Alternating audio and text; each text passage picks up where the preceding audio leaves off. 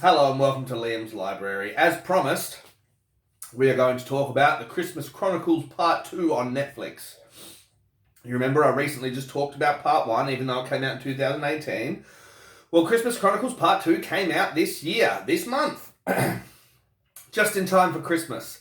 And I was really looking forward to see it because Kurt Russell's right up there with one of my favourite actors. Plus, in the trailer, it looked like Goldie Hawn had a bigger part to play as Mrs. Claus in this one.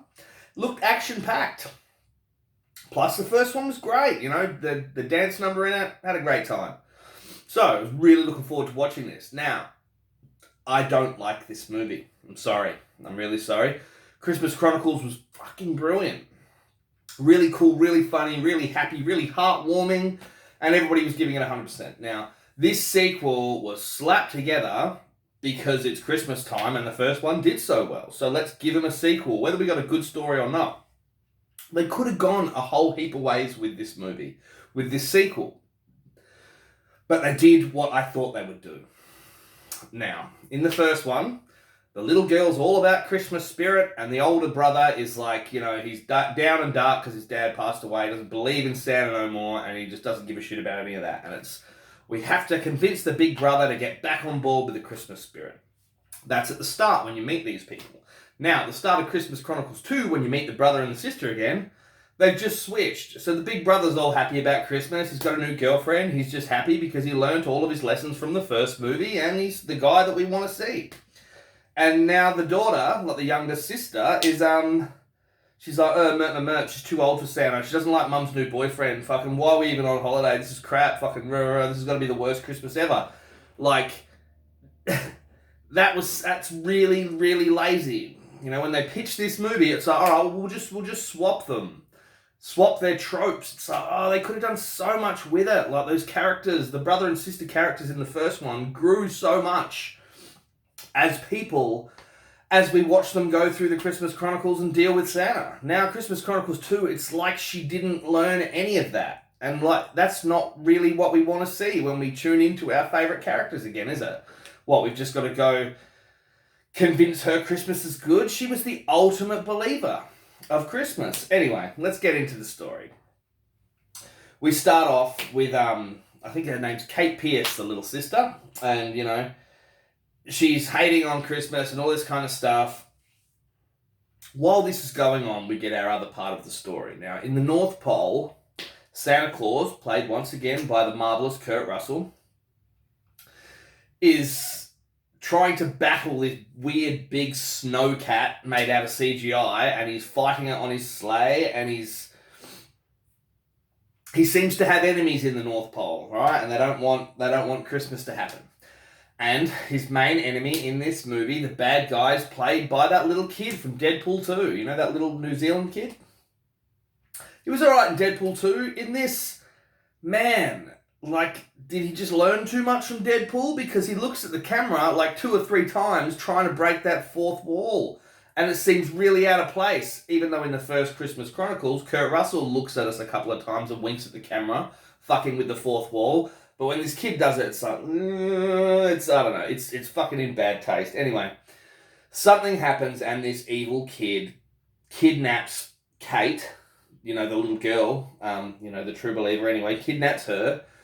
But he also has this big evil plan to steal the light of Christmas, which is like the light of Bethlehem or something borderline Bible-y, hey. But, you know, it keeps the North Pole protected and powered and full of magic, and so nobody can see it, and it stays secret, and the spirit is kept alive. Now this little kid actually takes this light, like it's an actual physical thing, and pulls it out of the big Christmas tree of the North Pole, and all the magic disappears. Except, for some reason, for Mrs. Claus's cookies. Christmas cookies, who have magical powers. But also, Mrs. Claus has magical powers.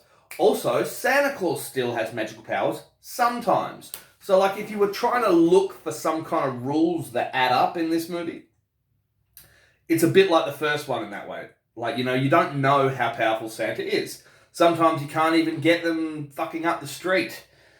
Other times he clicks his fingers and off they go, you know what I mean? Like, and Mrs. Claus is the same. And this one's just a bit too rushed, so that, like, that happens a lot, and noticeably it's like, hey, I thought they were out of power. I thought the Christmas light was gone, so that wouldn't work.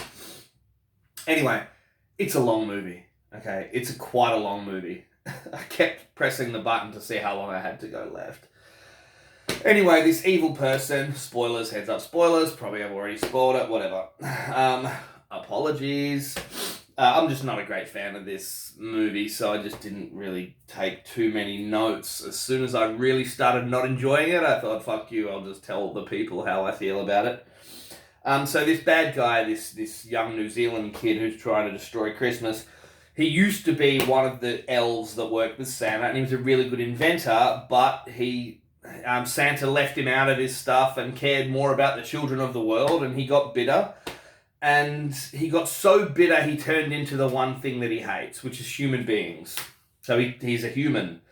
Now all he's got to do, of course, is find the Christmas spirit and forgive everyone and forgive himself, and he'll turn back to being an elf. And I won't spoil it for you, but there's a happy ending. Anyway, that's it. But listen, Kurt Russell sings a song in this, and it's nowhere near as good as the song that he sings in the jail cell in the Christmas Chronicles Part 1. You know the song's coming, so it's like, wicked, this is going to be good. And, there's a couple of things good about it, but it's not the song itself. There's a couple of laughs you can have, but the song is terrible and it's not memorable at all. Yeah, they really could have picked something way better for the song. Kurt Russell is doing everything Kurt Russell does. But the movie just lacks that sort of surprise of the first Christmas Chronicles. All the joy of how good Kurt Russell is as Santa Claus is just kind of put to the side so you can have this bad guy stealing Christmas story stuffed down your face. Excuse me. So watch the first one. Love the first one. And watch this one because I guarantee there'll be a third one. And, makes a lot of money. But just as far as heart goes and actual half-decent storytelling, the first one's good, the second one's crap. Anyway, Merry Christmas. Look after one another, read some good books, watch some even better fucking movies, and don't take any shit from anyone. See ya.